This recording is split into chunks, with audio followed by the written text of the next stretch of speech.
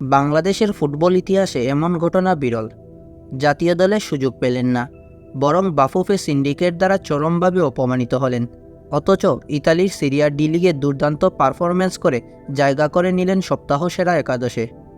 ইতালির Syria D ভিত্তিক news media platform কর্তৃক প্রকাশিত সপ্তাহ সেরা একাদশে জায়গা করে নিয়েছেন এই বাংলাদেশি মিডফিল্ডার, যা দেশের ফুটবলের জন্য এক বিশাল বার্তা।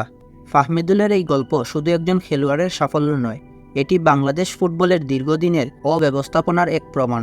দেশে যখন তাকে দলে না রেখে অবহেলা করা হলো, তখন ইউরোপীয় ফুটবল বিশ্লেষকরা তার প্রতিভার স্বীকৃতি দিয়েছেন। অলবিয়া কালসিওর জার্সি গায়ে ইতালির মাঠে প্রতিপক্ষদের নাস্তানাবুদ করে দিয়েছেন তিনি, আর সেই পারফরম্যান্সই তাকে এনে দিয়েছে এই অনন্য স্বীকৃতি।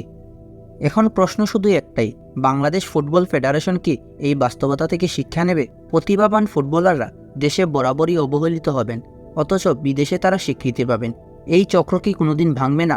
নাকি আমাদের ফুটবলারদের স্বপ্ন পূরণের একমাত্র রাস্তা হবে বিদেশের মাটি?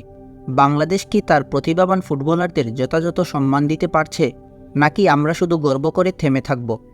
এ বিষয়ে আপনার মতামত অবশ্যই কমেন্টে জানাবেন। আর খেলাধুলা বিষয়ক যে কোনো আপডেট পেতে আমাদের চ্যানেলটি অবশ্যই সাবস্ক্রাইব করবেন। ধন্যবাদ।